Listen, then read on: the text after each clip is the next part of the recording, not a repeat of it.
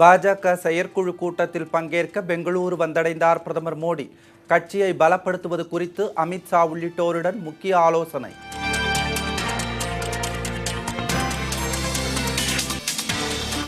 இரண்டாயிரத்தி 24ஆம் ஆண்டு ஒலிம்பிக் போட்டிகளை அகமதாபாத்தில் நடத்த திட்டம்.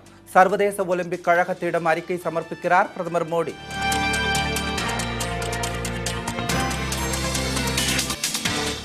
வடகிழக்கு மாநில தீவிரவாத குழுக்களுக்கு சீனாவில் இருந்து ஆயுதங்கள் கடத்தல். தேசிய புலனாய்வு அமைப்பு திடுக்கிடும் தகவல்.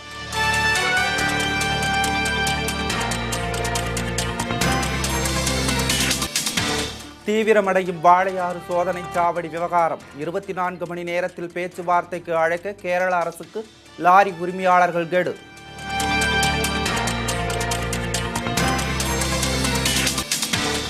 கென்யா நாட்டில் பல்கலைக்கழக வளாகத்தில் புகுந்து தீவிரவாதிகள் தாக்குதல். கண்மூடித்தனமாக சுட்டதில் 15 பேர் பலி, பலர் சிறைபிடிப்பு.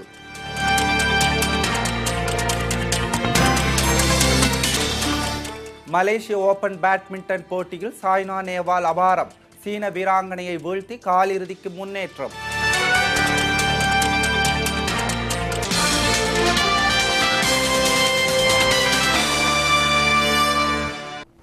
வணக்கம். செய்திகள் வாசிப்பது பத்மினி பிரகாஷ். இனி விரிவான செய்திகளை காணலாம். பாஜக தேசிய செயற்குழு கூட்டத்தில் கலந்து கொள்வதற்காக பிரதமர் மோடி தனி விமானம் மூலம் பெங்களூரு சென்றடைந்தார். பிரதமர் நரேந்திர மோடி, பாஜக தேசிய தலைவர் அமித்ஷா உட்பட பல்வேறு முக்கிய தலைவர்கள் கலந்து கொள்ளும் தேசிய செயற்குழு கூட்டம் நாளை பெங்களூரில் உள்ள தனியார் நட்சத்திர ஹோட்டலில் நடைபெற உள்ளது. இந்நிலையில் இந்த கூட்டத்தில் எடுக்கப்படும் முடிவுகள் குறித்து கலந்து ஆலோசிக்க அமித்ஷா தலைமையில் உயர்மட்ட தலைவர்கள் கூட்டம் நடைபெற்று வருகிறது. இந்த கூட்டத்தில் செயற்குழு கூட்டத்தில் எடுக்கப்படும் முடிவுகள் குறித்து விரிவான திட்ட அறிக்கை தயாரிக்கப்பட்டிருப்பதாக தெரிகிறது.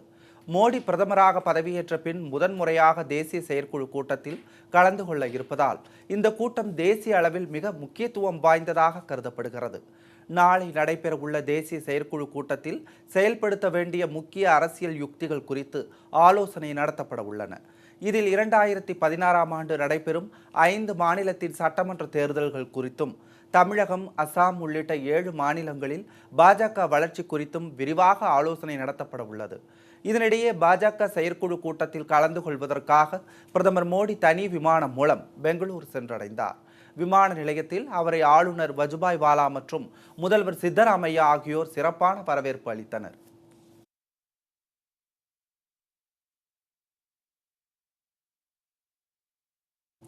இரண்டாயிரத்தி 24ஆம் ஆண்டு நடைபெறும் ஒலிம்பிக் போட்டியை அகமதாபாத்தில் நடத்த பிரதமர் மோடி முயற்சி மேற்கொண்டு வருகிறார். இது தொடர்பான திட்ட அறிக்கையை சர்வதேச ஒலிம்பிக் ஆணையத்திடம் விரைவில் சமர்ப்பிக்க உள்ளார். அடுத்த ஒலிம்பிக் போட்டி 2016ஆம் ஆண்டு பிரேசிலின் ரியோ டி ஜெனிரோ நகரிலும் 2020ஆம் ஆண்டு ஜப்பானின் டோக்கியோவிலும் போட்டிகளை நடத்த சர்வதேச ஒலிம்பிக் ஆணையம் திட்டமிட்டுள்ளது. இந்நிலையில் 2024ஆம் ஆண்டு ஒலிம்பிக் போட்டிகளை நடத்துவதற்கு பல நாடுகளும் முயற்சித்து வருகின்றன. இந்த மாத கடைசியில் சர்வதேச ஒலிம்பிக் கூட்டமைப்பின் தலைவர் தாமஸ் பேக் 2 நாள் பயணமாக இந்தியா வரவுள்ளார். அந்த பயணத்தின் போது பிரதமர் மோடியை சந்தித்து பேச்சுவார்த்தை நடத்துகிறார். அப்போது 2024ஆம் ஆண்டு ஒலிம்பிக் போட்டியை அகமதாபாத்தில் நடத்துவது குறித்து பிரதமர் மோடி தனது விருப்பத்தை தெரிவிப்பார் என எதிர்பார்க்கப்படுகிறது. வரும் செப்டம்பர் மாத இறுதிக்குள் 2024ஆம் ஆண்டு ஒலிம்பிக் போட்டிகளை நடத்துவதற்கான முறையான விண்ணப்பத்தை சர்வதேச ஒலிம்பிக் கூட்டமைப்பிடம் சமர்ப்பிக்க வேண்டும் என்பது விதிமுறையாகும். இதைத் தொடர்ந்து எந்த நகரம் தேர்ந்தெடுக்கப்பட்டது என்பது 2017ஆம் ஆண்டு செப்டம்பர் மாதம் 15ஆம் தேதி பெருவில் நடைபெறும் கூட்டத்தில் சர்வதேச ஒலிம்பிக் கூட்டமைப்பு அறிவிக்கும். எனவே பிரதமர் மோடியின் முயற்சியால் இந்தியாவில் ஒலிம்பிக் போட்டி நடத்த வாய்ப்பிருப்பதாக கூறப்படுகிறது.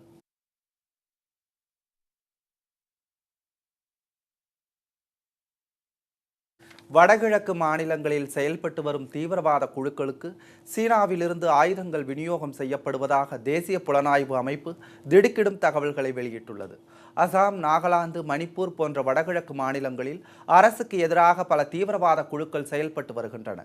இவர்கள் தனிநாடு கோரிக்கையை வலியுறுத்தி பிற மாநில மக்கள் மற்றும் பழங்குடி மக்கள் மீது அடிக்கடி தாக்குதல் நடத்தி வருகின்றனர். இந்த தாக்குதல் சம்பவங்கள் தொடர்பாக தேசிய புலனாய்வு அமைப்பு விசாரணை நடத்தி வருகிறது. போடோ தீவிரவாத இயக்கத்தைச் சேர்ந்த பலரை தேசிய புலனாய்வு அதிகாரிகள் கைது செய்தனர். இந்நிலையில் அவர்களிடம் நடத்தப்பட்ட விசாரணையில் சீனாவிலிருந்து மியான்மருக்கு கச்சின் தீவிரவாதிகள் மூலம் ஆயுதங்கள் கடத்தப்பட்டு வருவதாகவும் இந்த ஆயுதங்கள் தெற்கு மியான்மரில் செயல்பட்டு வரும் தீவிரவாதிகளுக்கு விநியோகம் செய்யப்படுவதாகவும் திடுக்கிடும் தகவல்கள் வெளியாகியுள்ளன. மத்திய உள்துறை அமைச்சகத்தின் தேசிய புலனாய்வு அமைப்பு சமர்ப்பித்துள்ள விசாரணை அறிக்கையில் இந்த தகவல்கள் தெரிவிக்கப்பட்டுள்ளது.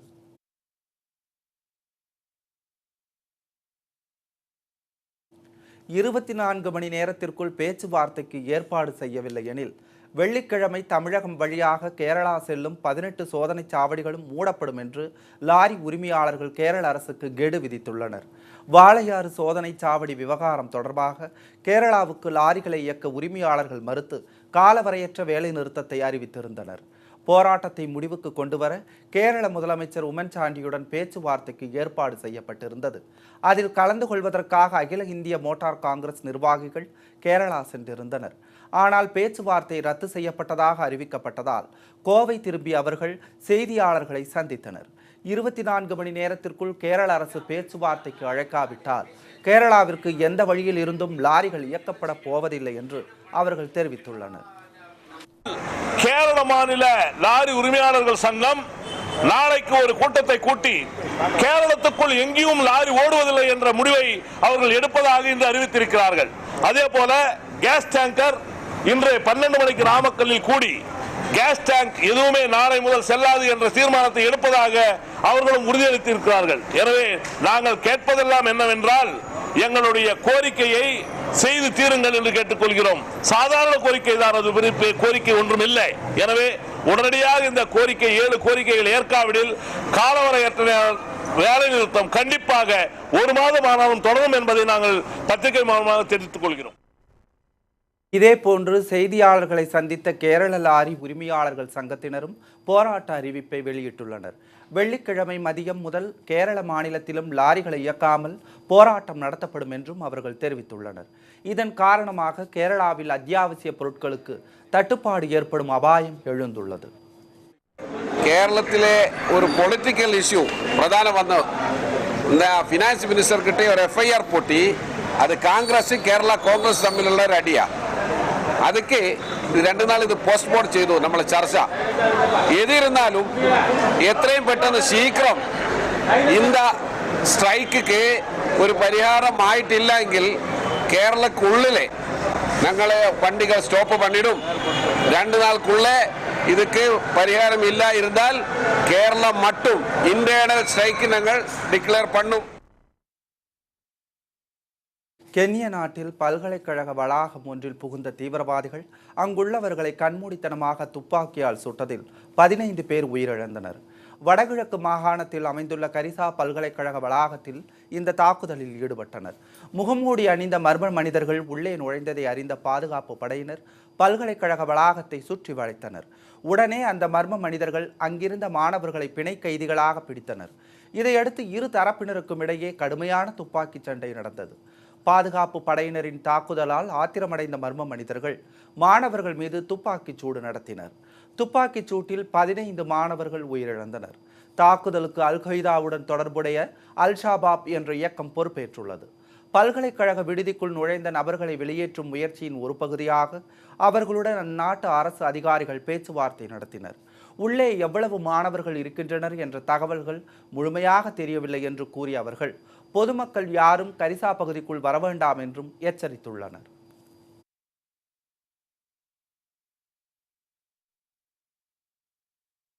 வருகிற 2016 தமிழக சட்டமன்ற தேர்தலில் பாரதிய ஜனதா தலைமையிலான கூட்டணி கட்சி போட்டியிடும் என திருமதி தமிழிசை சவுந்தரராஜன் திட்டவட்டமாக தெரிவித்துள்ளார். பெங்களூருவில் நடைபெறும் பாரதிய ஜனதா தேசிய செயற்குழு கூட்டத்தில் பங்கேற்பதற்காக சென்னை விமான நிலையம் வந்த அவர் செய்தியாளர்களுக்கு பேட்டியளித்தார். வருகிற 2016ஆம் ஆண்டு தமிழக சட்டப்பேரவை தேர்தலில் பாரதிய ஜனதா கட்சி தலைமையிலான கூட்டணி போட்டியிடும் என கூறினார். மேலும் தற்கொலை செய்து கொண்ட வேளாண்மைத்துறை அதிகாரி முத்துக்குமாரசாமி வழக்கு விசாரணையை விரைவுபடுத்திட வேண்டும் எனவும் திருமதி தமிழிசை சவுந்தரராஜன் வேண்டுகோள் விடுத்துள்ளார்.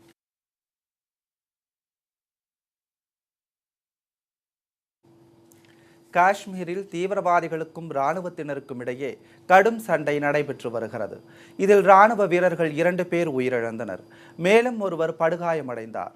காஷ்மீர் எல்லையில் பாகிஸ்தான் ராணுவத்தின் உதவியுடன் தீவிரவாதிகள் அடிக்கடி ஊடுருவுவது நிகழ்ந்து வருகிறது. இவ்வாறு ஊடுருவிய தீவிரவாதிகள் 3 பேர் காஷ்மீரில் பாராமுல்லா மாவட்டத்தில் உள்ள டங்மார்க் பகுதியில் உள்ள ஒரு வீட்டில் பதுங்கி இருப்பது குறித்து இராணுவத்தினருக்கு ரகசிய தகவல் கிடைத்தது. இதையடுத்து அங்கு விரைந்து சென்ற போலீசார் மற்றும் இராணுவத்தினர் தீவிரவாதிகள் பதுங்கியிருந்த வீட்டை சுற்றி வளைத்து தாக்குதல் நடத்தினர். தீவிரவாதிகளும் இராணுவத்தினரை நோக்கி துப்பாக்கியால் சுட்டனர். அப்போது ஏற்பட்ட கடும் சண்டையில் இராணுவ வீரர் 2 பேர் உயிரிழந்தனர். மேலும் ஒரு படை வீரர் காயமடைந்தார். இந்திய இராணுவத்தின் தாக்குதலை தாக்குப்பிடிக்க முடியாத தீவிரவாதிகள் பாதுகாப்பு வளையத்தை உடைத்துக் கொண்டு தப்பிச் சென்றனர். இதனால் அங்கு நீடித்து வந்த பதற்றம் விலகியது.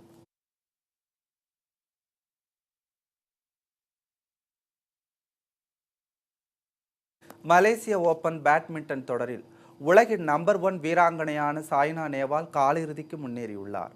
கோலாலம்பூரில் நடைபெற்று வரும் மலேசிய ஓபன் பேட்மிண்டன் தொடரின் மகளிர் ஒற்றையர் பிரிவு 2ஆம் சுற்று ஆட்டத்தில் உலகின் நம்பர் 1 வீராங்கனையான சாய்னா நேவால் சீனாவின் யாவோ ஜியூவை எதிர்கொண்டார்.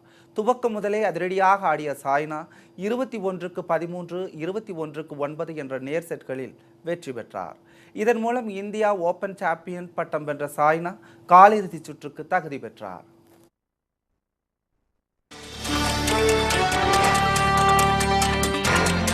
திருட்டு தொழிலுக்காக கடத்தப்பட்ட குழந்தைகள் மீட்பு, தலைமறைவான மேலும் 5 பேரை பிடிக்க தீவிரம். வீட்டுமனை பட்டா வழங்காததற்கு கண்டனம், பொதுமக்களுடன் அனைத்து கட்சியினர் ஆர்ப்பாட்டம். விவரம் விளம்பர இடைவேளைக்கு பிறகு.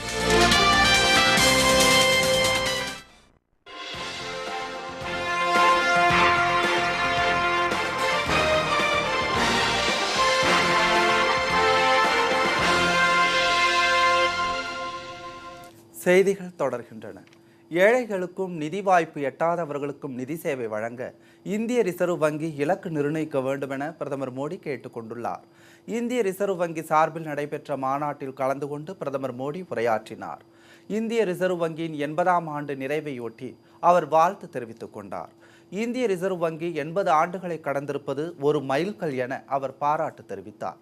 நிதி சேவை அனைத்து மக்களுக்கும் கிடைக்கச் செய்வதில் ரிசர்வ் வங்கி கடமையாற்ற வேண்டும் என அவர் கேட்டுக்கொண்டார்.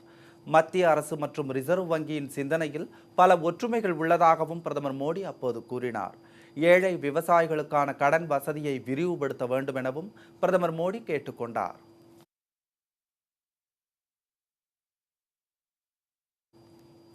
ஆம்பூர் அருகே தடையை மீறி விற்பனைக்காக பதுக்கி வைக்கப்பட்ட இறைச்சியை அதிகாரிகள் பறிமுதல் செய்தனர். மகாவீர் ஜெயந்தியை முன்னிட்டு இன்று இறைச்சி விற்பனைக்கு அரசு தடை விதித்துள்ளது. தடையை மீறி இறைச்சி விற்பனை செய்வதாக கிடைத்த தகவலை அடுத்து ஆம்பூரை அடுத்த திருப்பத்தூரில் அதிகாரிகள் அதிரடி சோதனையில் ஈடுபட்டனர். அப்போது திருப்பத்தூர் நகர் பகுதியில் 2 கடைகளில் இறைச்சி விற்பனை செய்து கொண்டிருப்பதை நகராட்சி அதிகாரிகள் கண்டுபிடித்தனர். இதையடுத்து பதுக்கி வைக்கப்பட்டிருந்த 100 கிலோ இறைச்சியை பறிமுதல் செய்த அவர்கள் குப்பையில் கொட்டி அழித்தனர். தடையை மீறி இறைச்சியை விற்றால் கடும் நடவடிக்கை எடுக்கப்படும் என்று அதிகாரிகள் எச்சரித்தனர்.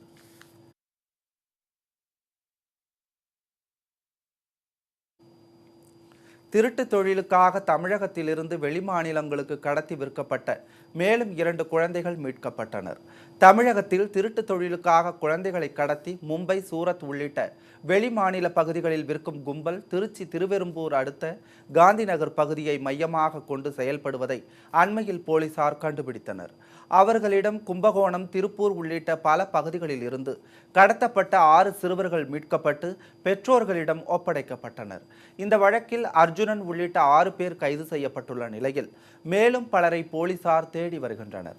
இந்நிலையில் துவாக்குடி பகுதியைச் சேர்ந்த மதுரை வீரன் என்பவரின் 11 வயது மகன் முருகனை படிக்க வைப்பதாக கூறி மோகன் என்பவர் அழைத்து சென்றுள்ளார். பின்னர் அச்சிறுவனை மும்பையில் விற்றுவிட்டதாக தகவல் அறிந்த மதுரை வீரன் தம்பதியினர் போலீசில் புகார் அளித்தனர்.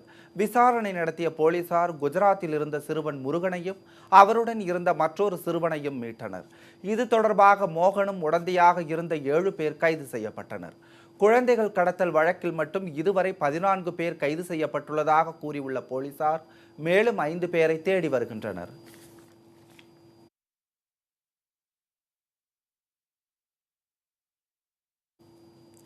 சென்னை அருகே வீட்டுமனை பட்டா வழங்க கோரி பொதுமக்களுடன் அனைத்து கட்சியினர் இணைந்து கண்டன ஆர்ப்பாட்டத்தில் ஈடுபட்டனர். பழைய மகாபலிபுரம் சாலை சோழிங்கநல்லூரில் பல ஆண்டுகளாக வசித்து வரும் பொதுமக்களுக்கு வீட்டுமனை பட்டா வழங்கப்படவில்லை என்று கூறப்படுகிறது. அதற்கான வரியை செலுத்திய பிறகும் பட்டா வழங்க அரசு அதிகாரிகள் மறுப்பதாக தெரிவித்த அவர்கள் அரசியல் கட்சிகளுடன் இணைந்து கண்டன ஆர்ப்பாட்டத்தில் ஈடுபட்டனர். ஆர்ப்பாட்டத்தில் இந்திய கம்யூனிஸ்ட், பாமக, விடுதலை சிறுத்தைகள் ஆகிய கட்சிகளைச் சேர்ந்தவர்கள் பங்கேற்றனர். பட்டா வழங்கு 100 ஆண்டுகளுக்கு மேட்டையும் அரசியல் உரிமைகளையும் சொல்லாதே சொல்லாதே நொண்டி சாக்கு சொல்லாதே. தமிழகத்தில் பசுவதை தடுப்புச் சட்டத்தை அமல்படுத்த வலியுறுத்தி சென்னையில் அகில பாரத இந்து மகா சபையினர் ஆர்ப்பாட்டத்தில் ஈடுபட்டனர். வள்ளுவர் கோட்டம் அருகே திரண்ட அவர்கள் பசுக்களை வியாபார நோக்கத்திற்காகவும் இறைச்சிக்காகவும் கொல்லப்படுவதை தடுக்க வேண்டும் என்று வலியுறுத்தினர். பசுக்கள் கொல்லப்படுவதை தடுக்கும் வகையில் 2005ஆம் ஆண்டு அக்டோபர் 26ஆம் தேதி பசுவதை தடுப்புச் சட்டம் நடைமுறைப்படுத்தப்பட்டது என்று அவர்கள் போராட்டத்தின் போது தெரிவித்தனர். ஆனால் சட்டத்தை மீறி பல இடங்கள் பசுக்கள் கொல்லப்படுவதாகவும் அவற்றை காக்கும் வகையில் தமிழகத்தில் பசுவதை தடுப்புச் சட்டம் அமல்படுத்த வேண்டும் என்றும் போராட்டத்தில் ஈடுபட்ட அகில பாரத இந்து மகா சபையினர் வேண்டுகோள் விடுத்தனர். அகில பாரத இந்து மகா சபையின் பசுவதை தடை சட்டத்தை அமல்படுத்த கோரி மத்திய மாநில அரசை வலியுறுத்தி கவன ஈர்ப்பு ஆர்ப்பாட்டம் சென்னையில் நடைபெற்று வருகிறது. இது தமிழகத்தில் உள்ள அனைத்து மாவட்டங்களிலும் நடைபெற்று தொடர்ந்து வருகிறது. கடந்த நாட்களாக ஈரோடு, திருச்சி போன்ற மாவட்டங்களில் நடைபெற்றிருக்கிறது. இது தொடர்ந்து தமிழ்நாடு முழுவதும் அமல்படுத்தும் வரை இந்த போராட்டத்தை நாங்கள் தொடர்ந்து நடத்துவோம்.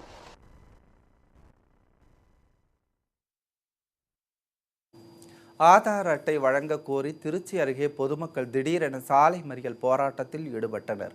மணப்பாறையை அடுத்த தெற்கு பொய்கைப்பட்டி கிராம மக்கள் இந்த போராட்டத்தில் ஈடுபட்டனர்.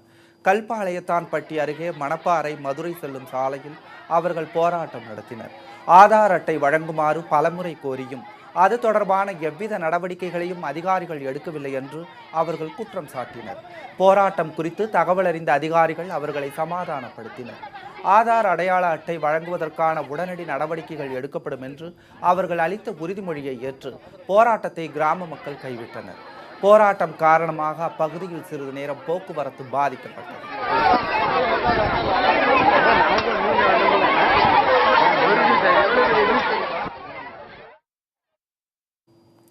ஆடம்பர வாழ்க்கையில் அத்தியாவசிய தேவைகள் அதிகரிக்க வாகன மோகம் தீராத தாகம் என்று பயணித்துக் கொண்டிருக்கும் இன்றைய காலகட்டத்தில் தாம் பயன்படுத்தும் வாகனங்களை நிறுத்துவதற்கென்றே அழகான கேரேஜுகளை அழகாக வடிவமைத்து வருகின்றனர்.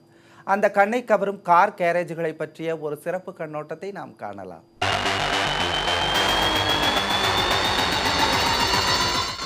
வாகன மோகம் தீராத தாகம். ஏற்றத்தில் மாற்றம், அதுவே தங்களின் தோற்றம். சொகுசு கார்களில் உலா வந்து சொக்க வைக்கும் உணவகங்களில் உண்டு கழித்தாலும் நிம்மதியை தொலைத்து அமைதிக்காக அலைந்து கொண்டிருக்கும் மக்கள் கால்நடையாக செல்ல வேண்டிய இடங்களுக்கு கூட கார்களில் பயணம் என்று விரைந்த வாழ்க்கையில் குறைந்த ஆரோக்கியத்தில் பயணித்துக் கொண்டிருக்கின்றனர். இந்நிலையில் அவசியத்திற்கு ஒன்று, ஆடம்பரத்திற்கு பலதுமாக வாகனங்களின் மீது, அதுவும் மகிழுந்துகளின் மீது உள்ள மக்களின் மோகம் இன்றைக்கு அதிகரித்து வருவதால் இல்லங்களின் வாயிலை அலங்கரிக்கும் கார்களை நிறுத்த போர்ட்டிகோ அமைப்பது வழக்கம். ஆனால் வசதி படைத்த பணக்கார வர்க்கத்தினர் பகட்டான வாழ்க்கைக்காக பல கார்களை வாங்கி நிறுத்தி இவற்றை பராமரித்து பாதுகாப்பதற்காக நவீன தொழில்நுட்பங்களை புகுத்தி கண்ணை கவரும் கார் கேரேஜ்களை ஆர்வமுடன் வடிவமைத்து வருகின்றனர். இந்த கேரேஜ்கள் இல்லங்களில் மட்டுமல்லாமல் பல தனியார் நிறுவனங்களிலும் அழகாக வடிவமைக்கப்பட்டு எவ்வளவு பெரிய மாடியாக இருந்தாலும் இருக்கும் இடத்திற்கே கார்கள் வந்து சேருமாறு அமைத்துள்ளனர். நிலவரையில் நிறுத்தும் கார்களை மின் தூக்கி உதவியுடன் அடுக்குமாடிகளில் பார்க் செய்யும் வசதியுடன் கார்ட்களை பயன்படுத்தி விருப்பமான கார்களை மேலிருந்து கீழிறக்கியும் பயன்படுத்தி வருகின்றனர்.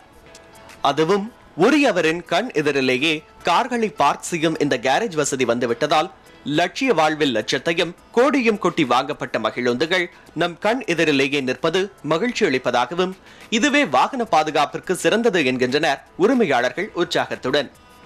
இவை பெரும்பாலும் மேலை நாடுகளில் பிரபலமாகி நம்மையும் பிரமிப்பில் ஆழ்த்தி வந்தாலும் பிரபலமான கார் கேரேஜ்களின் பிரமிக்க வைக்கும் வடிவமைப்புகளை பார்த்தோம் என்றால் அமெரிக்காவின் 14வது பெரிய நகரமாக போற்றப்படும் மினியாபோலிஸில் இருக்கும் ஆட்டோமோட்டிவ் லக்ஸ் மிகவும் பிரம்மாண்டமானது. இதில் உலகின் விலை மதிப்பு மிக்க பாரம்பரிய கார்கள் முதற்கொண்டு ஆயிரக்கணக்கான கார்களை பாதுகாத்தும் வருகின்றன. அடுத்ததாக ஜெர்மனியின் ஸ்டட்கார்ட் நகரில் உள்ள விலை உயர்ந்த போர்ஷ் கார்களின் சொகுசு இல்லமாக போற்றப்படும் கேரேஜ் மிகவும் பிரபலம். அதனைத் தொடர்ந்து நவீன வடிவமைப்பில் வாஷிங்டனில் அமைந்துள்ள வெஸ்ட் பெல்லவிகோ, ஜப்பானில் ஹொகையோட்டோ நகரில் அமைந்துள்ள கார் கேரேஜ் போன்றவை உலகளவில் பிரபலம். இப்படி தனியார் நிறுவனங்கள் மட்டுமன்றி சொகுசு இல்லங்களிலும் சொக்க வைக்கும் சொர்க்கப்புரியா என்று பிரமித்து நிற்கும் அளவிற்கு கார் கேரேஜ்களை தங்கள் ரசனைக்கேற்றவாறு இயற்கை சாரா செயற்கை புல்தரைகள், மரங்கள், பூந்தோட்டங்களுக்கு மத்தியில் மிகவும் ரம்மியமான, அதுவும் சப்தமில்லாத அமைதியான சூழலில் அழகாக நிறுத்தி வைக்கப்பட்டிருக்கும் கார்களை பார்க்க பார்க்க அற்புதமான உணர்வை அள்ளித்தரும் என்கின்றனர் பிரபலமான கேரேஜ் கட்டிடக்கலை நிபுணர்கள். பகட்டுக்கு மட்டுமல்லாமல் நம் பார்வைக்கும் விருந்தளிக்கும் இந்த கார் கேரேஜ்கள் அமைக்கப்படுவதால் சாலைகள் மற்றும் வீதிகளில் வாகனங்களை விதிமீறி நிறுத்துவது தடுக்கப்படுவதுடன் மனம் கவர்ந்த மகிழுந்துகள் மற்றும் வாகனங்களின் பாதுகாப்பும் உறுதிப்படும். அது மட்டுமல்லாமல் இன்றைய வாகன நெருக்கத்தில் விழிப்புணர்வை பின்பற்றி விபத்தின்றி சென்று வர விவேகமான பயணத்திலும் மித வேகத்துடன் பயணித்தால் பரவசமும் கூடும், நம் பாதுகாப்பும் உறுதிப்படும் என்று அறிவுறுத்தும் ஆர்வலர்கள் தாம் பயன்படுத்தும் கார்களின் மீது உள்ள காதலால் தம் கண் எதிரிலேயே கார்களை நிறுத்த ரசனையுடன் கட்டப்பட்டுள்ள இந்த கேரேஜ் வடிவமைப்புகள் நம்மை வசீகரிக்கவே செய்கிறது என்றாலும் இன்றைய வாழ்க்கை முறை பெருமளவில் வருத்தம் அளிப்பதாகவே உள்ளது என்ற வேதனை பெருமூச்சுகளும் கேட்கத்தான் செய்கிறது நமக்கு. லோட்டஸ் செய்திகளுக்காக நாகேஸ்வரி சவுந்தரராஜன். இத்துடன் இந்த செய்தி தொகுப்பு நிறைவடைந்தது. உண்மை செய்திகளை உடனுக்குடன் தெரிந்து கொள்ள லோட்டஸ் நியூஸுடன் இணைந்திருங்கள். உண்மை மலரட்டும். வணக்கம்.